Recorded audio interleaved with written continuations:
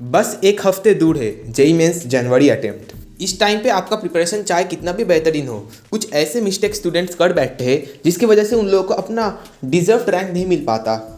Hi everyone, this is Armanoor. 2022 JEE Mains first attempt में मैंने 99.49 percentile score किया था।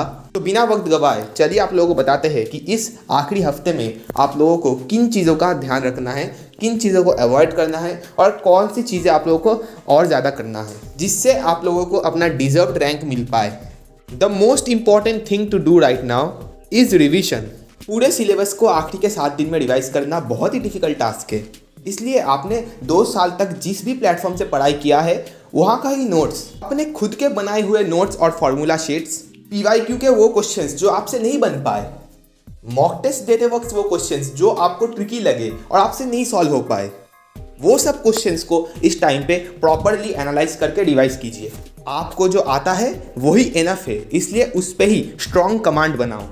अब अगर आपका एवरेज स्कोर आ रहा है मॉक टेस्ट में तो there is a high chance कि आप इंपॉर्टेंट टॉपिक्स को मिस आउट कर रहे हो। इसलिए अगर आपके छोड़े गए चैप्टर्स में कुछ इंपॉर्टेंट टॉपिक्स आ रहे हैं तो उन चैप्टर्स को इस कुछ दिनों में आपको स्ट्रॉन्ग करना है, इतना स्ट्रॉन्ग कि एटलीस्ट उसमें से अगर कोई ईजी क्वेश्चंस आ जाए तो आप लोग उसे सॉल्व कर पाओ।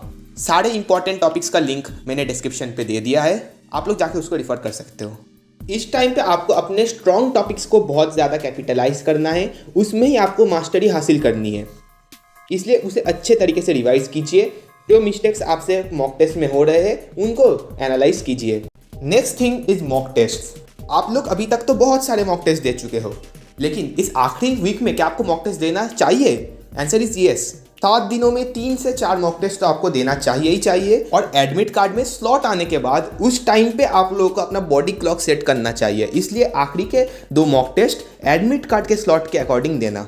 आप लोग पढ़ाई करो या फिर मॉक टेस्ट दो 9 से 12 बजे तक और 3 से 6 बजे तक। इन टाइम्स पे आप लोगों को पीक प्रोडक्टिव होना पड़ेगा, क्योंकि इन दोनों में से एक टाइम पे आप लोगों का एग्जाम्स का स्लॉट निकलेगा और आप लोगों को अपना बॉडी क्लॉक ऐसे सेट करना पड़ेगा कि इस टाइम पे आप लोगों को नींद ना आए और आपका ब्रेन इस टाइम पे सबसे ज़्यादा शार्प रहे। अब अगर आपका मुश्किल से 100 मार्क्स आ रहे हैं मॉक टेस्ट में तो बी प्रैक्टिकल। अगर 7 दिन में जेई क्रैक करना पॉसिबल होता तो ये सारे जेई एस्पिरेंट्स इतने सालों से क्यों पढ़ाई करते? But there is still a hope, जिससे कि आप लोग ऊपर के कैटेगरीज में पहुंच सकते हो। स्ट्रॉन्ग इंपॉर्टेंट टॉपिक्स को डिस्क्रिप्शन में दिए गए लिंक से जाके देख लो, उन टॉपिक्स के अच्छे अच्छे क्वेश्चंस प्रैक्टिस कर लो, इंपॉर्टेंट टॉपिक्स को देख लो, जिन टॉपिक्स में से सबसे ज़्यादा वेटेज ऑफ क्वेश्चंस आते हैं उन टॉपिक्स को अच्छे से देख लो।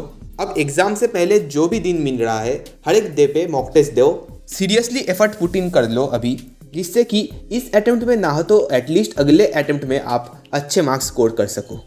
फाइनली एक चीज़ है जो आपको अवॉइड करना है इस टाइम पे, किसी के पास कोई गोल्डन फार्मूला नहीं है जिससे वो आपका जेई क्रैक करवा सकता है एक हफ्ते में। 2-2.5 साल से लोग मेहनत करके इस मुकाम पे पहुंचते हैं, इसलिए फालतू के स्ट्रैटेजी वीडियोस और लाइव स्ट्रीम पे मत बैठिए, उसमें आप सिर्फ अपना वक्त गवा बैठोगे। ये सब लाइव स्ट्रीम्स और स्ट्रैटेजी वीडियोस आपका ग्रीडी साइकोलॉजी का इस्तेमाल करते हैं। आप लोग लालच के चलते देखने जाते हो वो सब वीडियोस, आपको दिखता है कोई ऐसा एक नया सवाल जो आपने पहले नहीं देखा था और वो सवाल को सॉल्व करने के चलते आप बहुत घंटे वेस्ट कर देते हो और अपना कॉन्फिडेंस भी लो कर बैठते हो। जो आपको आता है उस पर ही फोकस करो, नया चीज़ देखने का कोई ज़रूरत नहीं है। टाइम वेस्ट मत करो नए वीडियोस पे। 4 मार्क्स के लिए आपके हाथ में जो है वो मत गवा बैठना।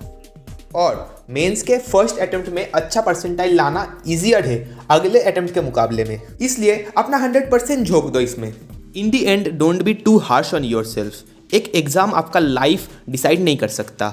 जेई क्लियर कर पाने वाले स्टूडेंट्स भी उतने ही टेंशन में है जितना जेई क्लियर ना कर पाने वाले स्टूडेंट्स। सबके लाइफ में डिफरेंट प्रॉब्लम्स आते रहेंगे आगे भी। इसके ऊपर मैंने एक वीडियो बना के रखा है चैनल पे, आप लोग जाके देख सकते हो।